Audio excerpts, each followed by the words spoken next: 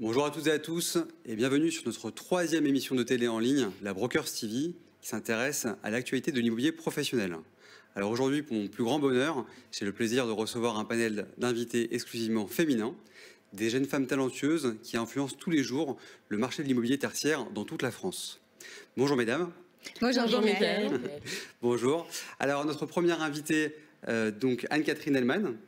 Vous êtes, bonjour, vous êtes gérante et cofondatrice de la société Cerisrem. Oui.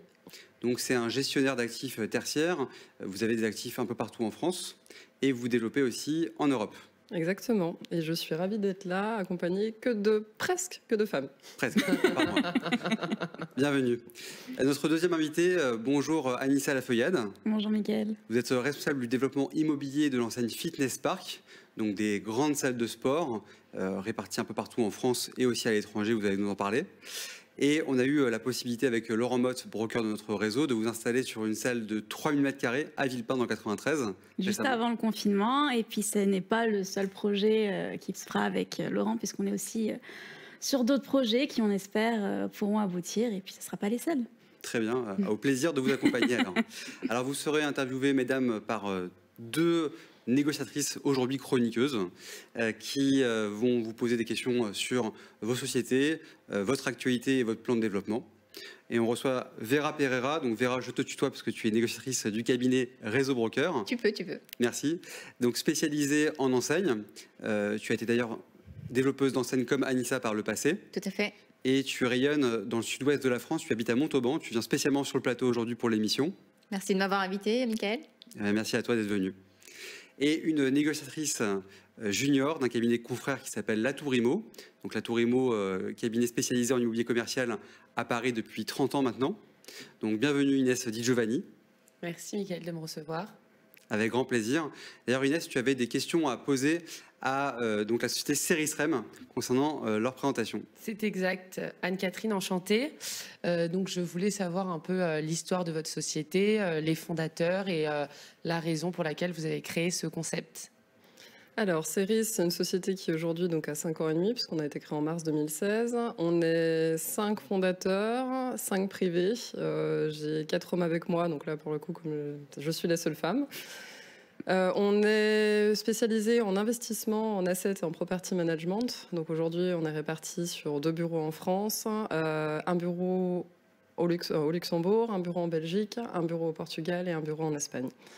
Et l'idée pour nous de ce lancement de société, c'était de dire 2016, moi j'étais salariée jusqu'à la création de l'entreprise, donc je suis passée de l'autre côté en tant qu'associée. J'avais 29 ans, j'ai fait ma crise de la trentaine avant l'heure. Donc aujourd'hui 33 ans, la société a 5 ans et demi d'existence et vous avez déjà 100 actifs à gérer pour un patrimoine de 450 millions d'euros. Exactement. C'est un beau développement, bravo.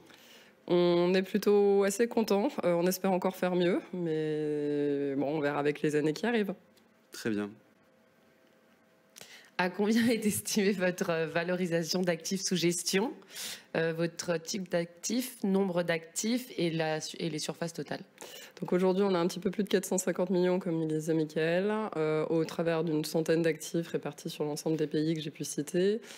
On est présent sur beaucoup de typologies d'actifs, sur l'ensemble des pays, également en Europe. Et puis au niveau de la surface, on doit être aux alentours des 150 000 m², je pense. D'accord, très bien. Bah, merci beaucoup pour cette D'ailleurs, réponse. on peut retrouver vos actifs sur votre site internet, dans votre patrimoine, et c'est assez bien détaillé. On voit tous les actifs, les régions. Pas tous, parce qu'il y a quand même beaucoup d'actifs, mais on a essayé de mettre un petit peu plus les emblématiques, on va dire, ou ceux qu'on aime bien. D'accord, très bien. Et au niveau de la répartition entre le commerce, le bureau, les activités, en région, en Île-de-France, vous vous situez où ? Alors nous, on va dire sur la partie française, on est plus présent en région, parce que c'est un marché qui a été moins développé ces dernières années, donc finalement on avait des reparts à prendre. Donc je pense qu'on doit avoir à peu près entre 30 et 40% en Île-de-France et le reste en région. Et au niveau des typologies d'actifs, on est plus présent en bureau, puisque ça doit représenter entre 50 et 60% du patrimoine, et après c'est commerce, activité à hauteur équivalente, je dirais. D'accord, très bien, merci pour ces réponses. Vera, tu souhaitais interroger Anissa concernant la société Fitness Park ? Oui, Anissa, est-ce que vous pouvez nous parler de Fitness Park, nous dire qui l'a créé et raconter, nous, un petit peu l'histoire de cette enseigne? Oui, bien sûr. Alors, Fitness Park est une marque qui a été créée en 2009 par le groupe Moving, qui avait plus de 30 ans d'ancienneté. Ce groupe a été racheté par notre président actuel, Philippe Herbette, fin 2015. Et c'est la seule marque actuellement qu'on développe. Et c'est pour ça que le groupe Moving a été renommé Fitness Park Group l'année dernière. Très bien. Est-ce que vous pouvez nous dire combien de centres sous enseigne vous avez à l'heure actuelle et sur quelle surface? Surface minimum, maximum? Actuellement, on a plus de 250 salles en France, dans les dom-toms et à l'étranger, parce qu'on a ouvert fin 2020 l'Espagne en master franchise. On a des clubs pour la France, je parle, entre 1000 et 3000 mètres carrés. Sur l'Espagne, on est plus à partir de 1500 mètres carrés. Oui, d'ailleurs, un gros développement ces 5 dernières années, puisque vous avez ouvert beaucoup de clubs. Combien en 5 ans? Effectivement, quand le groupe a été racheté par notre président, on était à 3 succursales, environ une trentaine de clubs, ce qui fait qu'en 5 ans et demi, on a quand même explosé, on va dire, le nombre de clubs. Il faut savoir qu'avant Covid, on est sur un développement d'environ 50 clubs par an. Et là, sur les prochains objectifs, on passe à 70 ouvertures par an. Donc ça fait énorme. Quand même... on a une entreprise en hyper-activité, hyper-développement. C'est un peu rare sur le marché d'avoir un tel niveau, mais après c'est compliqué aussi de trouver d'aussi grosses surfaces sur certains secteurs parce qu'on est quand même présent sur tout type de secteur, en périphérie, centres commerciaux, galeries marchandes et aussi du centre-ville où là c'est très compliqué de trouver des grosses surfaces. Donc un beau travail pour vous, parce qu'effectivement ouvrir encore de belles perspectives. Clubs par an entre 100 et 3000 m², enfin 1000 et 3000 m², beau travail. Et du coup, vous nous avez dit que vous avez 250 clubs. Est-ce que vous pouvez nous donner un petit peu la répartition entre les centres que vous avez en propre et ceux qui sont sous contrat de franchise? Et également nous dire quel est le chiffre d'affaires moyen et le minimum que vous avez réalisé et le maximum que vous avez les plus belles performances en fait. Alors sur les 250 clubs, on en a environ 70 salles en succursale, ce qui fait environ entre 25 et 30% par succursale. Sur les chiffres d'affaires, c'est un peu compliqué parce qu'on n'a pas les mêmes chiffres d'affaires, que ce soit en Ile-de-France ou en province. On va dire qu'en moyenne, on a entre 1 million et 1,2 million par club, mais on a des clubs qui peuvent avoir 800 000 de chiffre d'affaires, comme plus de 3 millions sur Paris intramuros. Sachant que vous avez un panier moyen qui est très bas, parce que je crois que l'abonnement chez vous, c'est environ 30 € par mois. C'est 29,99 par mois, l'abonnement simple. Après, on a des options qui peuvent augmenter avec notamment ce qu'on met en place, ce qu'on appelle la vente additionnelle avec des boutiques gym, avec des tout nouveaux studios qu'on a créés juste avant la crise, qu'on appelle le Fight Park, où c'est des cours de boxe, le Burning Park, où c'est des cours haute intensité, qui font augmenter le panier moyen. Il faut savoir que l'EBITDA moyen d'un club, c'est environ 35%. Mais c'est la moyenne, on a des clubs qui performent au maximum et qui sont à plus de 60% d'EBITDA. Très bien. Alors là, on va parler de votre actualité avec Inès. Oui, alors je voulais savoir donc, comment se porte le groupe et vos franchisés, parce qu'avec ces salles qui ont été fermées pendant de nombreux mois. Et est-ce que vous avez été aidé par les bailleurs ?